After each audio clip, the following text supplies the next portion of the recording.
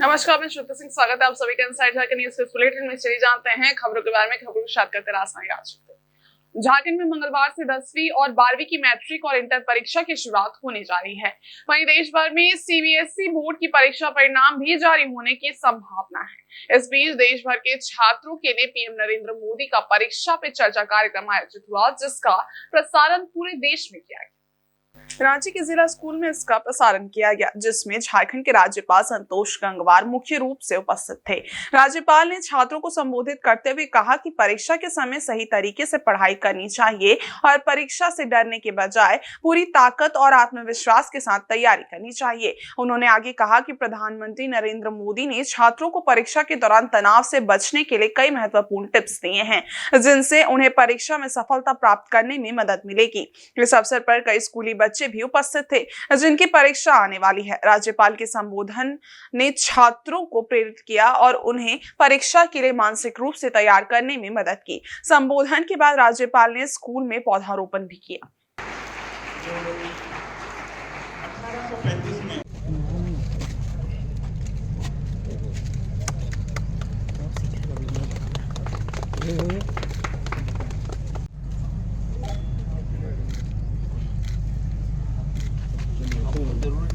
साधारण बातें बताई और वे बातें बताई कि जो अपने जीवन में अगर हम उतारना चाहें तो इसका हमको लाभ भी मिल सकता है, हम इस बात को महसूस भी कर सकते हैं। और ये हमारा मानना है कि प्रेरणादायी पहल है और परीक्षा के समय में तनाव कम हो, हम लोग इसके हिसाब से बात करें और कैसे पॉजिटिव सोच के साथ, सकारात्मक सोच के साथ हम आगे बढ़ने की दिशा में बात करें। और ये वास्तव में अगर हम ध्यान करें तो एक दूरदर्शी पहल भी है। वहीं पूर्वी सिंहभूम जिले में 25 फरवरी तक चलने वाले फलेरिया उन्मूलन अभियान की शुरुआत सोमवार से हो गई है। इस अभियान के पहले दिन शहर के विभिन्न स्कूलों में कैंप लगाकर लोगों को फलेरिया से बचने के लिए दवाइयां खिलाई गई। इस अभियान के तहत मास ड्रग एडमिनिस्ट्रेशन कार्यक्रम के अंतर्गत 11 से 25 फरवरी तक स्वास्थ्य कर्मी घर घर जाकर सभी लोगों को फलेरिया रोधी दवाइयां वितरित करेंगे। ये दवा सभी को दिया जाएगा, सिवाय 2 वर्ष से छोटे बच्चों, गंभीर रूप से बीमार व्यक्तियों और गर्भवती महिलाओं के। ये दवा साल में एक बार खाई जाती है और इससे लोग फलेरिया जैसी गंभीर बीमारियों से बच सकते हैं। स्वास्थ्य विभाग ने समाज के सभी वर्गों से इस अभियान को सफल बनाने के लिए सहयोग की अपील की है, ताकि फलेरिया के प्रसार को रोका जा सके और लोग इस बीमारी से बच सके। ये अभियान स्वास्थ्य विभाग द्वारा संचालित किया जा रहा है, जिसमें अन्य विभागों का भी सक्रिय सहयोग प्राप्त है। मच्छर ये पनपता कहाँ है? गंदे पानी में, यानी अगल बगल आपको जो है गंदे पानी को भी साफ करना है, वहाँ पर जल जमाव न हो बोल के वहाँ पर जो किसी से साफ करवा लेना है, ताकि वहाँ थोड़ा पानी। अब इसको चबाओ, तोड़ लो, दांत से तोड़ लो, उसके बाद ये एक बहुत बृहद कार्यक्रम है फाइलेरिया का उन्मूलन हेतु, और इसमें हम लोग को पूरे जो हमारे क्षेत्र चिन्हित हैं उसमें से 88% आबादी को हमको इसको दवाई खिलाना है। और इसमें सभी का जो है सहभागिता और सभी का जो है एकदम अपने जो है सचेतनता कि वो लोग खुद आगे आकर दवाई खुद खाएं और उसके बाद अगल बगल वाले को भी खिलाएं। इसमें वर्जित सिर्फ है 3 जो है तरीके का लोग, जैसे हमारे जो है गर्भवती महिलाएं, 2 साल से नीचे के बच्चे या फिर गंभीर रूप से बीमार व्यक्ति, इन तीनों को दवाई नहीं खिलाना और बाकी सभी को दवाई खिलाना।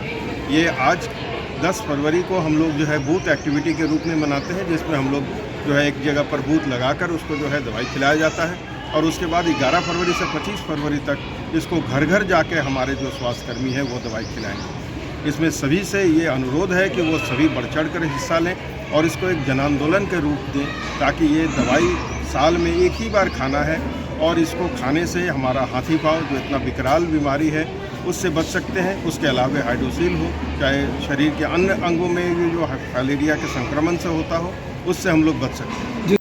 और रांची के अशोक नगर क्लब सभागार में हास्य नाटक सैया भर कोतवाल का मंचन हुआ, जिसे देखने के लिए शहर भर की कला प्रेमी बड़ी संख्या में एकत्रित हुए। सांस्कृतिक संस्था एक्सपोजर द्वारा आयोजित और संजय लाल द्वारा निर्देशित इस नाटक ने दर्शकों को हंसी के ठहाकों से गूंज उठने पर मजबूर कर दिया।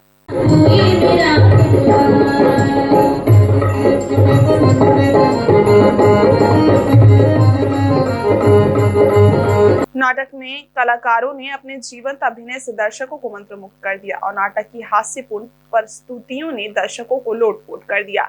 आज के डिजिटल युग में जब टेलीविजन और मोबाइल का चलन अधिक हो, मंच पर नाटक देखना एक दुर्लभ अनुभव बन गया है। ऐसे में अशोक नगर क्लब की पहल न केवल सराहनीय है, बल्कि ये कला और संस्कृति के प्रति राज्य वासियों की दिलचस्पी को भी पुनः जीवित करने का कार्य कर रही है।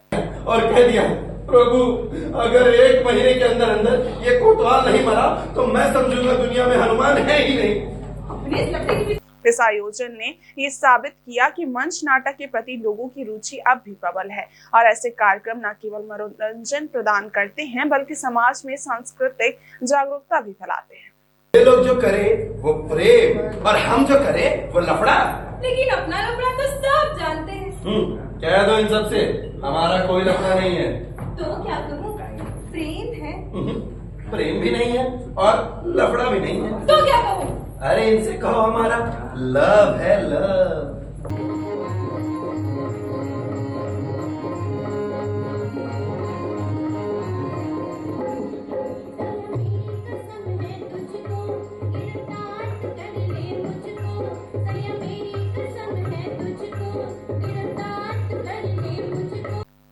इधर आदित्यपुर थाना क्षेत्र के पान दुकान चौक पेट्रोल पंप के पास रविवार देर रात भाजपा महिला मोर्चा की नेत्री सुनीता पासवान के साथ एक युवती और युवक द्वारा हाथापाई की गई। ये घटना उस वक्त हुई जब सुनीता पासवान स्कूटी से अपने घर लौट रही थी।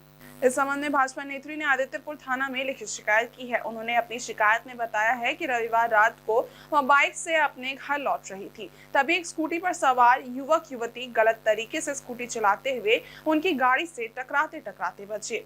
उसके बाद युवक युवती उल्टे उन्हीं से उलझ पड़े और नशे में धुत युवती ने अचानक हमला कर दिया, जिससे सुनीता पासवान घायल हो गई। घटना के बाद सुनीता पासवान ने देर रात आदित्यपुर थाना पहुंचकर लिखित शिकायत दर्ज कराई। सोमवार को भाजपा कार्यकर्ताओं के प्रतिनिधिमंडल ने थाना प्रभारी से मिलकर मामले की सख्त कार्रवाई की मांग की। इस प्रतिनिधिमंडल में भाजपा महिला मोर्चा की जिलाध्यक्ष ऋतिका मुखी, भाजपा SC मोर्चा कोल्हान प्रभारी समेत अन्य भाजपा नेता शामिल थे।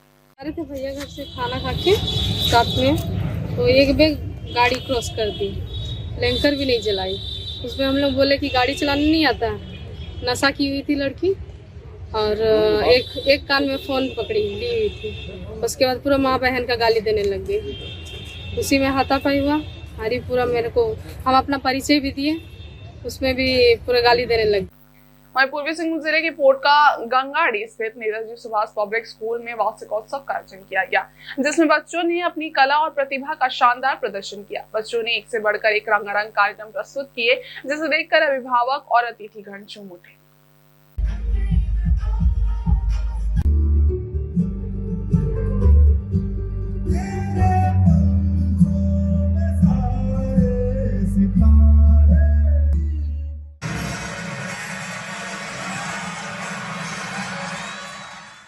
वहीं वर्ग 4 से 9 तक के छात्रों ने बेटी बचाओ बेटी पढ़ाओ, देशभक्ति और भारतीय संस्कृति से जुड़े कार्यक्रम प्रस्तुत कर समाज में जागरूकता फैलाने का संदेश दिया। कार्यक्रम में मुख्य अतिथि के रूप में स्कूल के अध्यक्ष MK झा उपस्थित थे।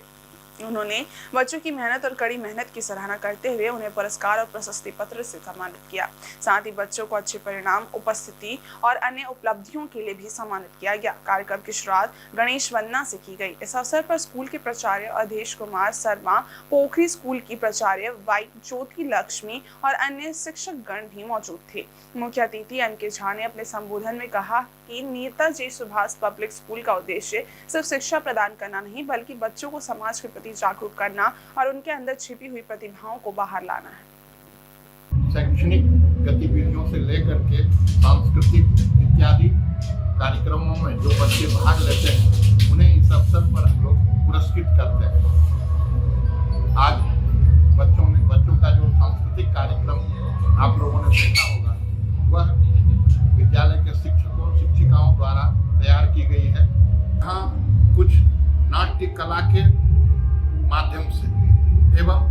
कुछ सांस्कृतिक गीतों के माध्यम से जो बच्चों ने संदेश दिया है वह बेटी बचाओ बेटी पढ़ाओ के लिए सराहनीय कदम है।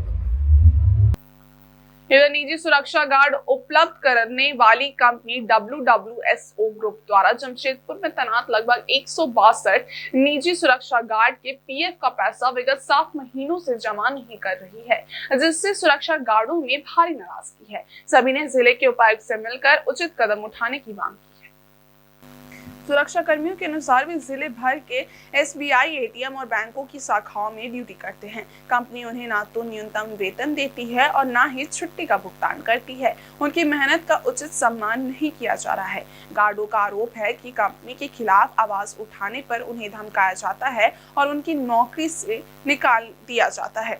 इस मुद्दे को लेकर पीड़ित सुरक्षा कर्मियों ने सोमवार को जिले के उपायुक्त को एक शिकायत पत्र सौंपा और कंपनी के खिलाफ सख्त कार्रवाई की मांग की। उन्होंने कहा कि ये गंभीर मामला है और इस पर उचित कदम उठाए जाने चाहिए ताकि उनके हक को सुनिश्चित किया जा सके। सुरक्षा कर्मियों का कहना है कि अगर जल्द ही कार्रवाई नहीं की गई तो वे संघर्ष जारी रखेंगे। के गार्ड SBI ATM के अंतर्गत जमशेदपुर पूर्वी क्षेत्र जिला में काम कर रहे हैं। हम लोग को पिछले 7 महीना से PF का पैसा नहीं जमा कर रहा है। महीना में 30 दिन काम कराया जा रहा है। अटेंडेंस शीट जब मांगते थे अटेंडेंस शीट नहीं दे रहा है।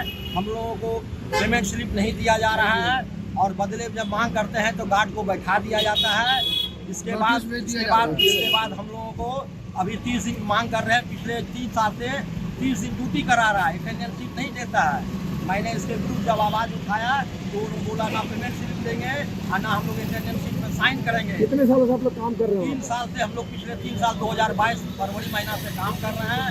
अभी 2025 चल रहा है और हम लोगों को अभी तक कुछ जो है सरकार का तरफ से जो फैसिलिटी बैंक को देता है, बैंक हम लोगों को सभी पैसा दे रही है, लेकिन यह कॉन्ट्रैक्टर WWSO नहीं दे रहा है। इधर चांडी थाना क्षेत्र के भादुड़ी स्थित चांडी डैम के मुख्य नहर में एक युवक की डूबने से मौत हो गई। मृतक की पहचान मारुति के रूप में हुई है, जो हैदराबाद का निवासी था और पेशे से ट्रक चालक था। वो रविवार को कोलकाता से ट्रक लेकर राउरकेला की ओर जा रहा था और सुबह के समय भादुड़ी स्थित नहर में मुंह धोने के लिए गया था। युवक नहर के किनारे पर ब्रश लेकर गया था, लेकिन अचानक फिसलने से वह गहरे पानी में गिर गया और डूब गया। घटना की सूचना स्थानीय लोगों ने पुलिस को दी। पुलिस ने मौके पर पहुंचकर शव को निकालने का प्रयास किया, लेकिन नहर का पानी काफी गहरा था, जिससे शव नहीं मिल पाया। सोमवार को नहर का पानी कम होने के बाद शव पानी के ऊपर नजर आया। पुलिस ने शव को पानी से बाहर निकाला और उसे कब्जे में लेकर पोस्टमार्टम के लिए भेज दिया। चांडिल पुलिस ने इस मामले में आगे की जांच और कार्रवाई शुरू कर दी है। मृतक के परिवार से संपर्क साधा जा रहा है ताकि शव को उनके सुपुर्द किया जा सके। और सरायकेला थाना क्षेत्र स्थित कोलाबीरा हाईटेक कंपनी में सोमवार को काम के दौरान 25 वर्षीय निवारण महतो गंभीर रूप से घायल हो गया। प्राप्त जानकारी के अनुसार निवारण महतो फर्स्ट फ्लोर से गिर गया, जिससे उसे गंभीर चोटें आई।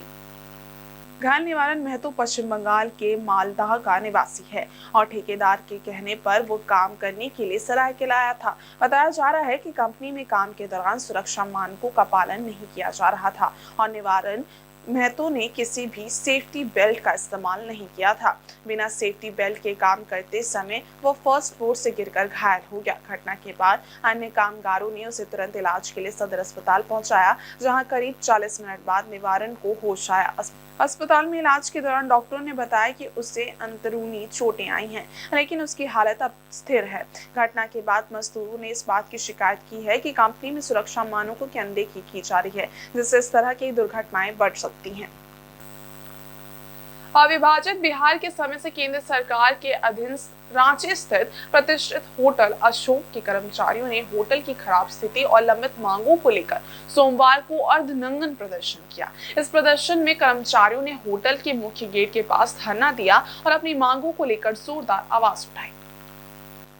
कर्मचारियों का कहना था कि वे पिछले 2.5 वर्षों से बकाया वेतन का भुगतान नहीं मिलने के कारण परेशान हैं और वे झारखंड सरकार से अपना बकाया वेतन और समायोजन की मांग कर रहे हैं। इस प्रदर्शन के दौरान कर्मचारी पोस्टर पकड़े हुए थे, जिन पर उनकी खराब हालत और अनदेखी किए जाने का उल्लेख था। कर्मचारियों का आरोप है कि पिछले कई वर्षों से उनकी मांगों को नजरअंदाज किया जा रहा है और अब उन्होंने आंदोलन को और उग्र रूप देने की योजना बनाई है। 12 फरवरी को वे भिक्षाटन 14 फरवरी को धरना प्रदर्शन और 19 फरवरी को भूख हड़ताल करने का ऐलान कर चुके हैं। साथ ही उन्होंने चेतावनी दी है कि अगर उनकी मांगों का समाधान नहीं हुआ तो विवश होकर आत्मदाह जैसा कदम भी उठा सकते हैं।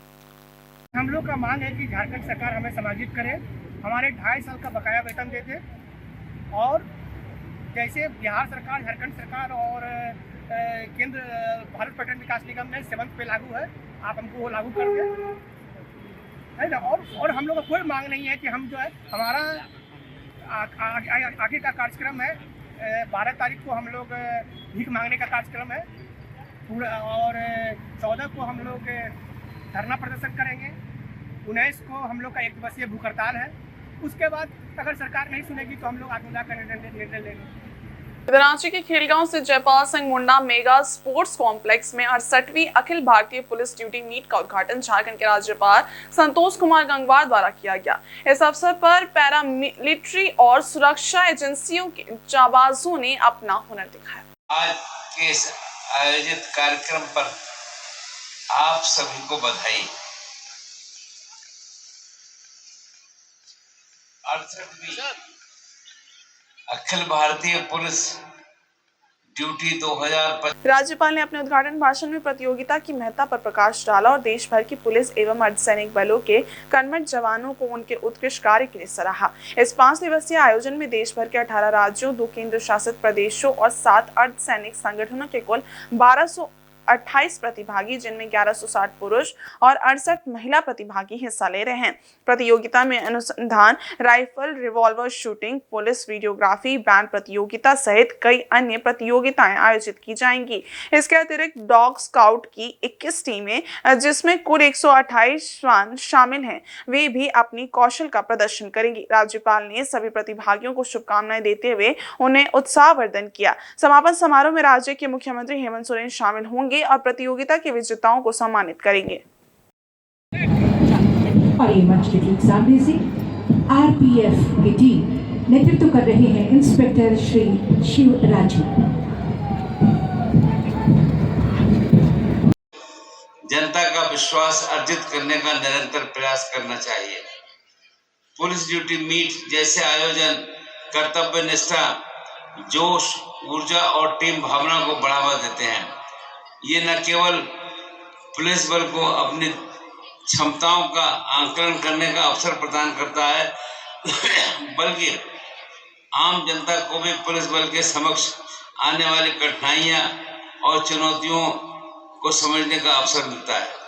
ये हर्ष का विषय है कि इस आयोजन के माध्यम से पुलिस बल की कार्यकुशलता, आपराधिक मामलों की जांच में नवीनतम तकनीकी का उपयोग, चुनौतीपूर्ण परिस्थितियों में त्वरित निर्णय लेने की क्षमता को प्रोत्साहित किया जाता है। पुलिस सेवा केवल कानून व्यवस्था के संधारण तक सीमित नहीं है, बल्कि समाज में शांति, महिला सशक्तिकरण, बाल संरक्षण, ट्रैफिक प्रबंधन और आपदा प्रबंधन जैसे विभिन्न क्षेत्रों में भी इसका योगदान अत्यंत महत्वपूर्ण है। किसी भी समस्या के लिए नागरिक पुलिस की तरफ इस सहायता हेतु देखता है। और रांची पुलिस ने छिनतई गिरोह के 2 सदस्यों को गिरफ्तार किया है। इनके पास से छीना गया मोबाइल बरामद हुआ है। पुलिस ने पूछताछ के बाद दोनों आरोपियों को सोमवार को न्यायिक हिरासत में जेल भेज दिया। इस संबंध में सिटी एसपी राजकुमार मेहता ने बताया कि लालपुर थाना क्षेत्र स्थित आरके मार्केट के पास से 8 फरवरी को एक युवक से मोबाइल छिनतई की घटना हुई थी। पीड़ित युवक ने इस मामले में प्राथमिकी दर्ज करवाई थी। इसके बाद पुलिस ने त्वरित कार्रवाई करते हुए टीम का गठन कर दोनों आरोपियों को गिरफ्तार कर लिया और छीना गया मोबाइल बरामद किया। घटना में शामिल आरोपियों की पहचान रांची के दीपाटोली रोड निवासी ऋतिक कुमार उर्फ ऋतिक सोनी उर्फ मिक्की और सुखदेव नगर थाना क्षेत्र के किशोरगंज के अशोक कुमार सिंह के रूप में हुई है। दोनों आरोपियों को गिरफ्तार कर उनके पास से छीनी गई मोबाइल फोन और घटना में इस्तेमाल की गई मोटरसाइकिल बरामद की गई है। गिरफ्तार आरोपी ऋतिक कुमार पहले भी आपराधिक गतिविधियों में शामिल रहा है और उस पर पूर्व में भी आपराधिक केस दर्ज है। पुलिस ने आरोपियों से 4 मोबाइल फोन बरामद किए, जिनमें से 2 लूटी हुई है। देखिए, जैसा कि आप जानते हैं कि बीच बीच में आप लोगों को सूचनाएं प्राप्त होती है कि किसी महिला से या पुरुष से जो है अचानक से कोई मोबाइल की छिनतई करके निकल जाते हैं। हम लोग की टीम के द्वारा जो है इस सूचना एक प्राप्त हुआ कि लालपुर थाना अंतर्गत में आर मार्केट के पास से एक व्यक्ति का मोबाइल जो है वो झपट्टा मार करके ले गया। इस आलोक में लालपुर थाना में एक कांड दर्ज कराया गया। दर्ज करने के उपरांत में हम लोग इस पर एक टीम गठित की, जिसमें लालपुर थाना प्रभारी के नेतृत्व में इसमें काम करना शुरू किया। बाद में गाड़ी की कुछ पहचान हम लोगों को मिली और पहचान के आधार पर हम लोगों ने पहचान एस्टैब्लिश किया और 2 व्यक्तियों की अरेस्टिंग हम लोगों ने किया। उनके पास से लूटा हुआ मोबाइल बरामद हुआ है। साथ ही साथ हम लोग को और भी जब उनसे कड़ाई से पूछताछ किए तो उन्होंने कई घटनाओं को करने का अपना ये अपराध स्वीकार किए हैं, जिसमें इन लोगों ने पूर्व में किशोरगंज एरिया से, रातू रोड से, साथ साथ में मेन रोड से जो है लूटने की बात इन लोगों ने स्वीकार किया है। फिलहाल अभी इनके पास से 4 मोबाइल बरामद हैं और ये चारों ही लूट का मोबाइल है, जिसमें से 2 मोबाइल लूट का है और उसके संदर्भ में हम लोग स्थापित कर लिए हैं। 2 मोबाइल का जो है हम लोग स्थापित करने का प्रयास कर रहे हैं। उसका हम लोग उसके सारे टेक्निकल एस्पेक्ट को निकाल करके देखेंगे कि किन जगहों से लूटा गया है और अभी इनको न्यायिक हिरासत में भेजा जा रहा है। इधर राष्ट्रीय कन्नौजिया सुनार महापरिवार द्वारा 11 और 12 फरवरी को जमशेदपुर के जुगसलाई स्थित राजस्थान शिव मंदिर प्रांगण में अपने 5वां सामूहिक विवाह समारोह का आयोजन किया जा रहा है। इसमें पूरे भारत से समाज के लोग शामिल होंगे। इसकी सभी तैयारियां पूरी कर ली गई हैं। राष्ट्रीय कन्नौजिया सुनार महापरिवार के राष्ट्रीय प्रमुख रंजीत कुमार बर्मन, राष्ट्रीय अध्यक्ष अजय बर्मन और महासचिव आनंद बर्मन ने इस संबंध में जानकारी दी। उन्होंने बताया कि आयोजन लोहनगरी में सुनार समाज के लोगों का पहला बड़ा जुटान है, जिसमें 11 जोड़ियों का सामूहिक विवाह संपन्न कराया जाएगा। समारोह के लिए जुगसलाई के सेवा सदन रोड स्थित श्री राजस्थान शिव मंदिर प्रांगण और महेश्वरी धर्मशाला को कार्यक्रम स्थल के रूप में चुना गया है। उन्होंने बताया कि समारोह में आने वाले सभी वर वधु पक्ष के लिए निःशुल्क रहने और भोजन की व्यवस्था की गई है। समारोह की शुरुआत 11 फरवरी को संध्या 6 बजे मेहंदी और संगीत कार्यक्रम से होगी, जबकि दूसरे दिन 12 फरवरी को सुबह 10 बजे बारात भ्रमण के बाद शादी समारोह आयोजित होगा। इस दौरान वरमाला पंडित समूहों द्वारा शादी के संस्कार और विदाई का कार्यक्रम संपन्न किया जाएगा। इसके साथ ही नव दंपतियों को घर बसाने के लिए उपहार और आवश्यक सामग्री प्रदान की जाएगी। ये 5वां सामूहिक विवाह समारोह है, जो पहले रांची, आसनसोल, देवघर और पटना में आयोजित किया जा चुका है। के संबंध से 2025 में राजस्थान शिव मंदिर एवं माहेश्वरी धर्मशाला के प्रांगण में और एक प्रत्येक वर्ष क्या राष्ट्रीय कन्नौजिया सोनार महापरिवार RKSM के तत्वाधान में एक सामूहिक विवाह होने जा रही है, जो असहाय बच्चों जो हमारे समाज के हैं उनको बिना दहेज रहित हम लोग सामूहिक विवाह कराते हैं। ये प्रत्येक वर्ष हर एक प्रदेश में अलग अलग होता है। सबसे पहले हम लोग रांची में किए थे, उसके बाद हम लोग बंगाल के आसनसोल में किए, तीसरा हम लोग पटना सिटी में किए, चौथा हम लोग देवघर में किए। इस वर्ष हम लोग जमशेदपुर में करने जा रहे हैं और सभी हमारे समाज के लोगों से आग्रह है कि समारोह में सभी उपस्थित हुए और हम लोग का देखकर इसी तरह और भी समाज में सामूहिक विवाह करें दहेज रहित, और भी जो हमारे समाज और हर एक समाज में दहेज के जो विकराल रूप ले रही है उससे सब वंचित रहे और अपने जो बच्चों को हम लोग पढ़ा लिखा नहीं पाते हैं दहेज के कारण, ये हम लोग दहेज ना देकर अपने बच्चों को पालन पोषण करें और अच्छी शिक्षा दें। इसी दरमियान में हम लोग एक मुहिम छेड़े हैं कि प्रत्येक वर्ष हम लोग एक सामूहिक विवाह के रूप में करके और दहेज रहित हम लोग दहेज से मुक्त कराना चाहते हैं। वहीं पूर्वी सिंहभूम जिले के पोटका में इन दिनों चोरों के हौसले बुलंद होते जा रहे हैं। चोरों ने एक बार फिर विद्युत विभाग के सब स्टेशन में चोरी की घटना को अंजाम दिया है। 23 दिनों के भीतर ये दूसरी घटना है जब अज्ञात चोरों ने सब स्टेशन में घुसकर ट्रांसफार्मर से कॉपर तार की चोरी कर ली। जानकारी के मुताबिक 18 जनवरी को पहले भी विद्युत विभाग के सब स्टेशन से 15 लाख रुपए के कॉपर तार की चोरी हुई थी, जिसमें पोटका पुलिस ने छानबीन कर 6 आरोपियों को गिरफ्तार किया था और उन्हें न्यायिक हिरासत में भेजा था। हालांकि पुलिस और विभागीय अधिकारियों की उम्मीद थी कि चोरी की इस घटना के बाद चोरों का मनोबल टूटेगा, लेकिन चोरों ने फिर से चोरी की योजना बनाई और इस बार बाउंड्री वॉल के तार काटकर सब स्टेशन में प्रवेश किया। चोरी की घटना के दौरान ऑपरेटर सोनू कुंकल, हेल्पर पर नयन माल तथा लाइनमैन तापस गोप और रवि सरदार ड्यूटी पर तैनात थे। चोरों ने पहले सब स्टेशन के हेलोजन लाइट के तार काट दिए, जिससे अंधेरा हो गया और फिर अंदर घुसकर ट्रांसफार्मर से बचे हुए कॉपर तार की चोरी कर ली। चोर घटना को अंजाम देने के बाद पीछे के रास्ते से फरार हो गए। पोटका में लगातार हो रही इस प्रकार की चोरियों ने लोगों में दहशत का माहौल बना दिया है और स्थानीय निवासियों ने पुलिस प्रशासन से सुरक्षा की कड़ी व्यवस्था की मांग की है। 4 बजे हम लोग देखा तो लाइट बंद हुआ था, जिससे हम लोग को शक हो गया और बाहर निकल करके देखे तो फिर देख रहे हैं कि जो है एक कोयल बचा हुआ था वो गायब हो चुका था। और बाद में जो है हम लोग छानबीन किए तो जाली काट करके और दीवार को बंद करके उसके बाद पार होके वो लोग जो है चोरी को अंजाम दिए। और बाद में हम लोग जो है ये सूचना स्थानीय थाना प्रभारी को जो है सूचना दिए और उसके बाद हम अपना विभाग को भी सूचना दे दिए।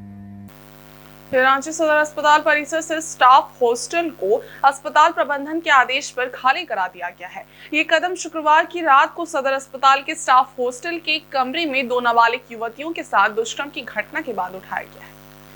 इस मामले में 4 आरोपियों को लोअर बाजार पुलिस ने गिरफ्तार किया है। इसमें से एक सदर अस्पताल का ट्रॉली मैन भी शामिल है। मामला सामने आने के बाद रविवार को सदर अस्पताल के उपाधीक्षक डॉक्टर विमलेश ने डॉक्टर हॉस्टल का जायजा लिया। इस दौरान पाया कि घटना में शामिल ट्रॉली मैन के अलावा अस्पताल के कुछ तकनीशियन और स्टाफ सहित कुल 46 लोग अवैध रूप से उस हॉस्टल में रह रहे थे, जबकि उस हॉस्टल में बिजली और पानी की सुविधा नहीं थी, लेकिन इसको देखने वाला कोई नहीं था। जब घटना सामने आई तब उपाधीक्षक ने अपनी मौजूदगी में डॉक्टर हॉस्टल खाली कराया। इस दौरान लोअर बाजार थाना के प्रभारी दयानंद और अन्य पुलिसकर्मी मौजूद थे। सदर अस्पताल के उपाधीक्षक डॉक्टर विमलेश कुमार ने मीडिया से बातचीत में बताया कि स्टाफ हॉस्टल को अब डॉक्टर्स क्वार्टर में तब्दील किया जाएगा। इसके लिए पहले हॉस्टल की मरम्मत का कार्य कराया जाएगा। प्रशासन का कहना है कि इस कदम से भविष्य में ऐसी घटनाओं को रोकने में मदद मिलेगी और अस्पताल परिसर में सुरक्षा सुनिश्चित की जाएगी।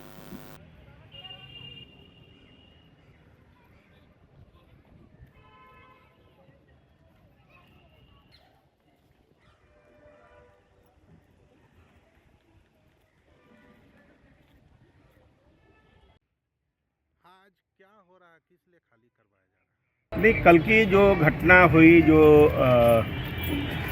2 लड़की और शायद 4 लोग और थे जो कि यहाँ से पकड़े गए हैं, उस संदर्भ में जब एडमिनिस्ट्रेशन को आज पता चला तो एडमिनिस्ट्रेशन के तरफ से टोटल बिल्डिंग को खाली करा के हम लोग इसको,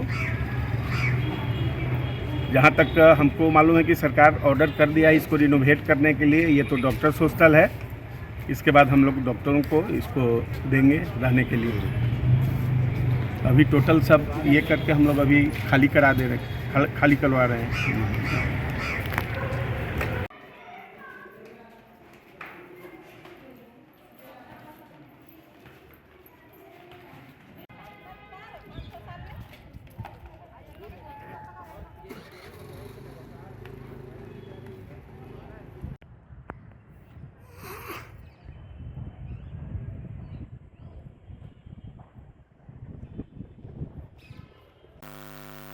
सरायकेला जिला के आदित्यपुर स्थित जयप्रकाश उद्यान में आयोजित हुए यादव समाज में समिति कोल्हान प्रमंडल के वार्षिक पारिवारिक मिलन से वनभोज कार्यक्रम में पूर्णिया के कदावार सांसद राजेश रंजन उर्फ पप्पू यादव शामिल हुए।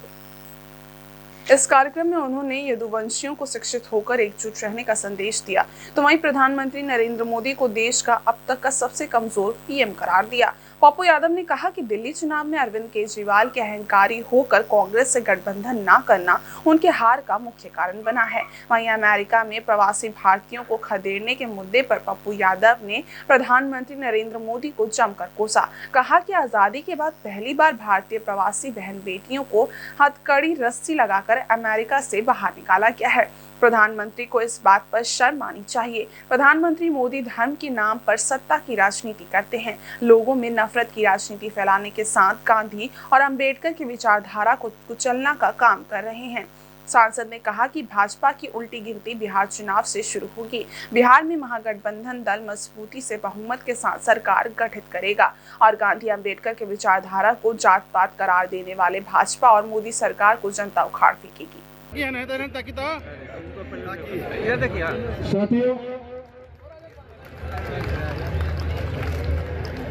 साथियों, न केवल बिहार बल्कि झारखंड में भी जनता के प्रति समर्पण और सेवा की भावना। चाहे राजनीति में सबसे पहले दिल्ली में मुख्यमंत्री बने राव साहब को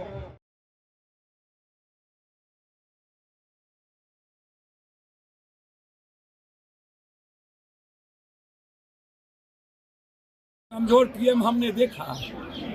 वर्ल्ड के हिस्ट्री में मुगल और अंग्रेज और सन 42 की आज़ादी से लेकर आज तक भारत को कोई रास्ता लगा पाया था, भारत की बेटियों को कोई हथकड़ी पहना पाया था, भारत की बेटियों के साथ कोई 7 दिनों तक शोषण कर पाया था।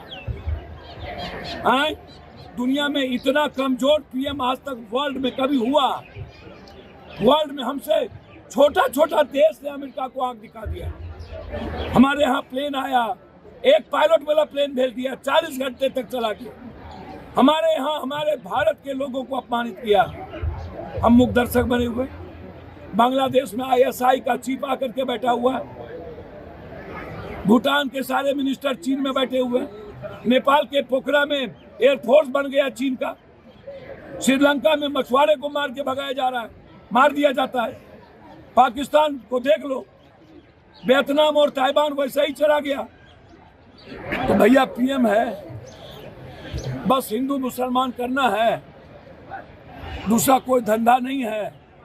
24 घंटा सियासत और कुर्सी के लिए नफरत पैदा करना है। अंबेडकर और गांधी की आइडियोलॉजी को खत्म करो, संविधान खत्म करो, RSS के संविधान को लागू करो, सनातन की विचारधारा को खत्म करो। RSS वाला कट्टर हिंदू जो आज़ादी के का पता भी नहीं है, कह रहा अभी राम मंदिर के दिन देश की आज़ादी हुई। संविधान को भी गाली, इतिहास को भी गाली, हमारे पूर्वजों को भी गाली, फ्रीडम फाइटर को भी गाली, हमारे कुर्बानी को भी गाली। बस इनकी एक ही गीता है, RSS और नाथूराम गोडसे। ये मुस्लिम लीग के साथ मिलकर RSS ने सरकार बनाई। इसीलिए बिहार से सफाया शुरू होगा। बिहार मजबूती के साथ बिना किसी अहंकार के हम लोग एक होकर के कांग्रेस, माले, RJD, पूरा झामो सब लोग मिलकर मजबूती के साथ लड़ेंगे। सभी नेता आएंगे और इस देश में जो ये दुनिया का सबसे कमजोर पीएम बैठा हुआ है, इकोनॉमी खत्म कर दी, फार्मर्स को मार दिया। और क्रीड़ा भारती जमशेदपुर महानगर की ओर से टीन प्लेट स्पोर्ट्स कॉम्प्लेक्स में आयोजित प्रांत स्तरीय 2 दिवसीय कबड्डी प्रतियोगिता रविवार को संपन्न हो गया। पुरुष वर्ग के फाइनल में पश्चिमी सिंहभूम की टीम ने जमशेदपुर महानगर को हराकर खिताब जीता।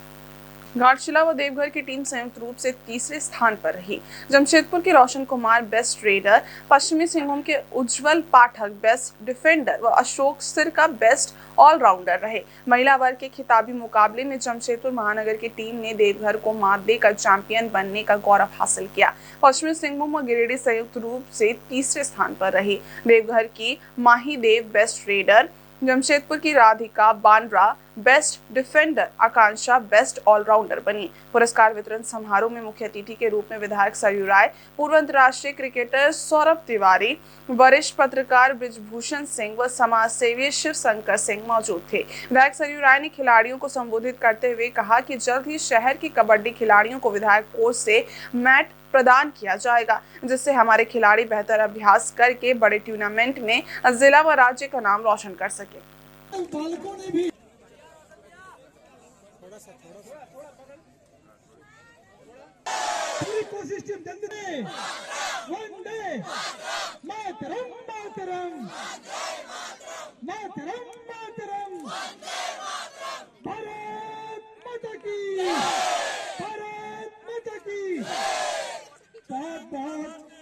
धन्यवाद सबका।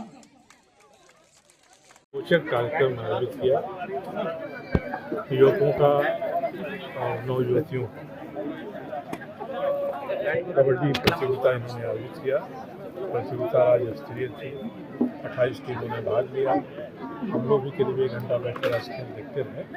बड़ी उम्दा खेल का प्रदर्शन किया लोगों और बदन में लोच, फुर्ती और ताकत तीनों के आधार पर कई लोगों ने ऐसी रणनीति बनाई कि उनकी टीम जीती और सामने वाला जो खिलाड़ी वो परास्त हुआ।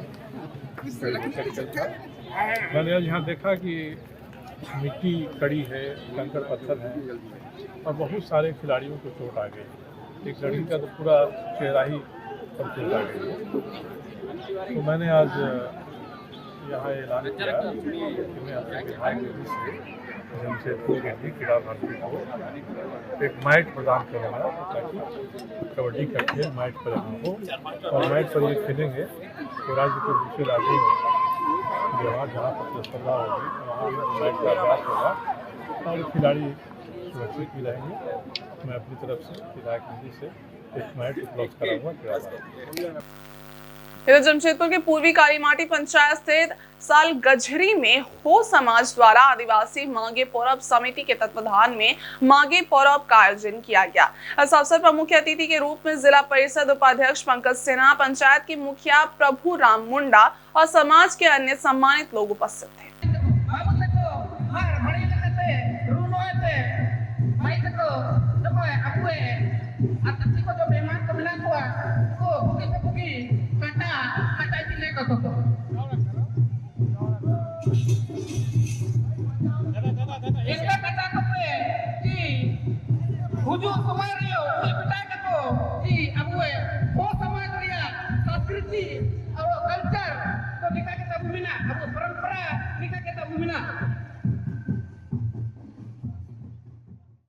सर्वप्रथम सभी अतिथियों ने ओलचिकी लिपि के निर्माता कोल गुरु लाको बोद्रा की तस्वीर पर माल्यार्पण कर श्रद्धांजलि अर्पित की। कार्यक्रम में पारंपरिक खेलकूद प्रतियोगिताएं भी आयोजित की गई, जिसमें विभिन्न खेलों में जीतने वाले प्रतिभागियों को अतिथियों ने पुरस्कार देकर सम्मानित किया। इस दौरान पारंपरिक रंगारंग सांस्कृतिक कार्यक्रम भी प्रस्तुत किए गए। समाज की महिला और पुरुषों ने पारंपरिक परिधान में मांदर और नगाड़े की थाप पर नृत्य किया और इस पर्व का आनंद लिया। अतिथियों ने भी इस नृत्य में भाग लिया। समाज की महिलाओं के साथ ताल से ताल मिलाकर नृत्य का आनंद लिया। पंचायत के मुखिया प्रभु राम मुंडा ने समाज के सभी लोगों को माघे पूर्व पर्व की शुभकामनाएं दी और कहा कि समिति को पंचायत फंड से स्टेज निर्माण के लिए सहायता प्रदान की जाएगी। साथ ही उन्होंने ये भी घोषणा की कि आगामी वित्तीय वर्ष में कोल गुरु लाको बोद्रा के नाम पर एक शेड का निर्माण भी किया जाएगा।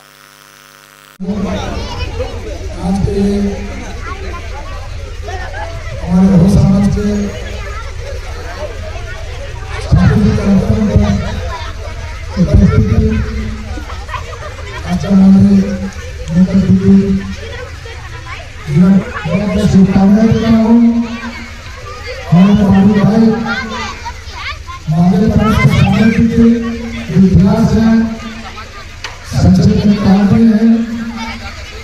मैं संक्षिप्त में कहूँगा समिति को इस तरह का कार्यक्रम होना चाहिए ताकि हमारे आने वाले पीढ़ी जो है वो जाने कि हमारे पर जो पिछले में रहता है। राजद के राष्ट्रीय उपाध्यक्ष व बिहार के पूर्व मंत्री सुरेश पासवान ने कहा कि इस बार बिहार विधानसभा चुनाव में महागठबंधन की सरकार बनेगी। उन्होंने बिहार के सीएम नीतीश कुमार की आलोचना करते हुए कहा कि नीतीश कुमार डीरेल हो गए हैं और उन्हें बिहार की सत्ता में बने रहने का कोई अधिकार नहीं है। पूर्व मंत्री सुरेश पासवान अखिल झारखंड दुसाध महासभा सरायकेला खरसावां की ओर से आदित्यपुर स्थित जयप्रकाश उद्यान में आयोजित पारिवारिक मिलन समारोह सवन भोज में बोल रहे थे। उन्होंने कहा कि आसन्न बिहार विधानसभा चुनाव में आम जनता मुख्यमंत्री नीतीश कुमार को बिहार की सत्ता से बाहर करने तथा युवा नेता तेजस्वी यादव के नेतृत्व में बिहार में नई सरकार बनाने का काम करेगी, क्योंकि आम जनता उम्मीद भरी नजरों से तेजस्वी यादव की ओर देख रही है। पूर्व मंत्री ने कहा कि तेजस्वी यादव के नेतृत्व वाली बिहार की भावी सरकार माई बहन सम्मान योजना के तहत 2500 रुपए देने, 200 यूनिट की फ्री बिजली देने तथा 2 लाख रुपए तक के सभी प्रकार के ऋण को माफ करने का काम भी करेगी। बिहार में झारखंड में भी सरकार बने और झारखंड की जनता को मैं सैल्यूट करता हूँ कि अपार जन समर्थन देकर फिर एक बार महागठबंधन, जिसमें राष्ट्रीय जनता दल भी, कांग्रेस, लेफ्ट और जेएमएम जिस सरकार को समर्थन दिया है उनको मैं सैल्यूट करता हूँ। जो उनके लिए विकास का दरवाजा खुला है, उन तमाम चीज़ों को हेमंत जी बड़े ही क्षमता से कर रहे हैं। और हम भी मांग करते हैं कि जो झारखंड का पैसा केंद्र सरकार बकाया रखा हुआ है, अगर सच मामले में झारखंड के प्रति आपको दर्द है तो जो लाखों करोड़ रुपया जो आपने बकाया रखा है हमारा शेष का, उस पैसा को वापस करें। सवाल नंबर 2, बिहार में इस साल सरकार चुनाव होने वाला है विधानसभा का, और बिहार की जनता कमर कस चुकी है कि नीतीश कुमार जो एक तरह से टायर्ड मुख्यमंत्री हो गए, थके हुए मुख्यमंत्री हुए हैं और रिटायर्ड लोगों के भरोसे वो सरकार चला रहे हैं, तो बिहार की जनता बदलाव करने के लिए एक तरह से पूरी तरह से तैयार हो चुकी। आदित्यपुर स्वर्णरेखा निरीक्षण भवन में भारतीय राष्ट्रीय श्रमिक कांग्रेस की बैठक का आयोजन किया गया, जिसमें इंटेक जिला अध्यक्ष केपी तिवारी और प्रदेश के संयुक्त महामंत्री महेंद्र मिश्रा की उपस्थिति में नगर कमेटी का विस्तार किया गया। बैठक में नवनियुक्त पदाधिकारियों को मजदूरों के अधिकारों की रक्षा के लिए संघर्ष करने का निर्देश दिया गया। इंटेक जिला अध्यक्ष ने नवनियुक्त पदाधिकारियों को नियुक्ति पत्र भी प्रदान किए। विस्तारित नगर कमेटी में रमेश बालमोचू को अध्यक्ष नियुक्त किया गया। वहीं संतोष बारजो, रुईदास चाकी, माणिक सरदार, तुराम बांकीरा और नागा उर्फ नागेश सिंह को उपाध्यक्ष के रूप में जिम्मेदारी दी गई। विपल्लभ उर्फ बिल्टू, समीर सरदार, रतिलाल मंडल, रविशंकर पंडित, अजय शर्मा और सुमित गोप को महासचिव बनाया गया। राजेश स्वामी को वरीय महासचिव, जय सोय को संयुक्त महासचिव और किशन तियू को सचिव नियुक्त किया गया। इसके अलावा 16 सदस्यीय कार्यकारिणी भी गठित की गई। इस अवसर पर उपाध्यक्ष सुनील सिंह, वरीय उपाध्यक्ष सहित अन्य पदाधिकारी भी उपस्थित थे। सरायकेला खरसवां जिला का जो इंटेक के अध्यक्ष केपी तिवारी जी ने अपना विस्तार करते हुए आदित्यपुर नगर का अध्यक्ष रमेश बालमुच्चू जी को मनोनीत किया था, और रमेश बालमुच्चू जी को ये निर्देश दिया गया था कि 15 दिन के अंदर आप अपनी कार्यकारिणी का गठन करके जिला को सूचित करें, उसका अनुमोदन कराएं। रमेश बालमुच्चू जी ने अपनी कमेटी का गठन कर लिया है और आज उसी कमेटी का जो विस्तारीकरण था, लोगों को नियुक्ति पत्र प्रदान करने के लिए कार्यक्रम आयोजित किया गया है। और इंटेक लगातार पूरे प्रदेश में अपने संगठन को विस्तार और सशक्त करने में लगा हुआ है। उसी की कड़ी है कि आज सरायकेला खरसावां जिला में ये विस्तार का कार्यक्रम चल रहा है। आज के इस बुलेटिन में बस इतना ही। कल फिर हाजिर होगी कुछ अन्य खबरों के साथ। तब तक के लिए देखते रहिए इनसाइड झारखंड न्यूज़। धन्यवाद।